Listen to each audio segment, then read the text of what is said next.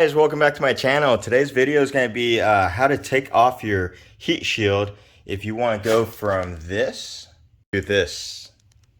Guys, so the reason why I'm doing this is because I'm adding a big brake kit to this car, and without taking out the dust shield here, the new rotor is going to rub on these protrusions here, and it's just not going to work out. So that's why you have to take out the shield. Ideally, I'd want to keep it on, but I just can't. And so the idea here is, keep in mind this isn't the proper way of doing it, but it's the easier way of doing things that you can easily put back to stock. Is that you want to make cuts here and here from here so that you can take this out. Doing it the right way would mean that you have to take out the hub, which you got to press out of the bearing, you got to take out the spindle, things like that. For me, it's just not worth the time. And it's a lot of effort. So the tools that you really need for this job is anything to remove the whole brake assembly here, which I removed the rotors, the calipers, caliper, bracket, brake pads, things like that. And then you just need tin snips. You could use a die grinder, you could use a Dremel, whatever you want to use, but I just don't, I'd rather just not cause any sparks or anything like that if I don't need to, and material just gets flown everywhere.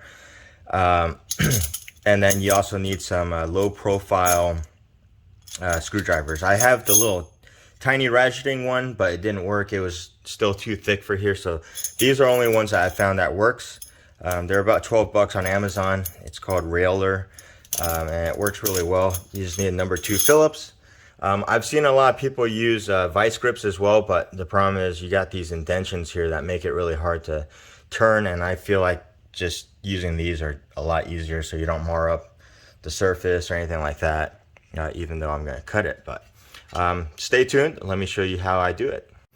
All right, so first thing you want to do is take out these screws. There's 3 of them. There's one here, one here, and then one down here. So you want to find your number 2 Phillips, and what you want to do is just put this on here, hold it on tight so it doesn't slip, and round up the head, and then break it loose. Okay, so that's broken loose. Once it's broken loose, it's really easy to come off.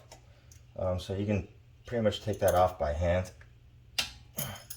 And you want to keep your thumb to give it pressure, because if you don't, it can slip on you.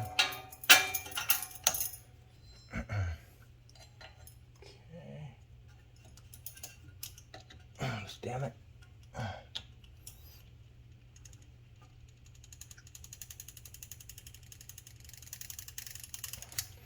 And if you live in an area where it's salty, you want to make sure that you, damn, I just broke the tool, that you just spray some penetrating fluid on there so that it doesn't, so that it comes out a lot easier.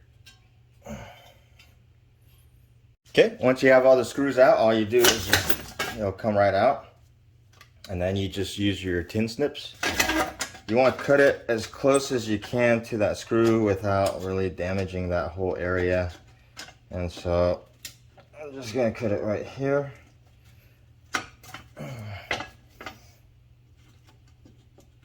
Come on.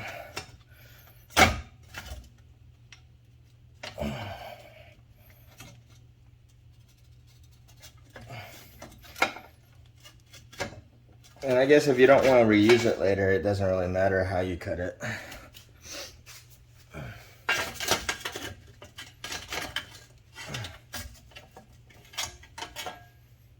Come on.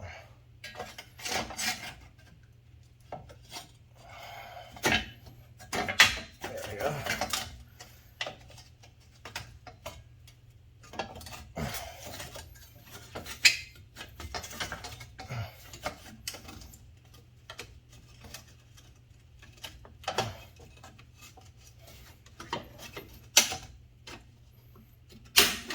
So that's out.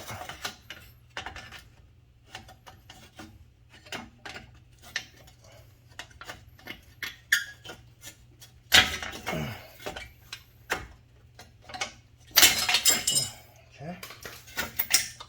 And once you have it cut, you should be able to just yank it out.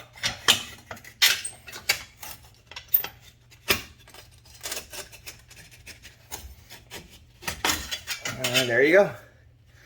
The heat shield is out, and you can reuse it if you want to return your car back to stock. And I would just trim this to make it look a bit better later on once I put it up. But that's it. That's what you gotta do whenever you want to put a big brake kit on it, just like mine. This is the two front dust shields that I cleaned up, and also I cut it with a Dremel this time after the rough cuts with the metal shears.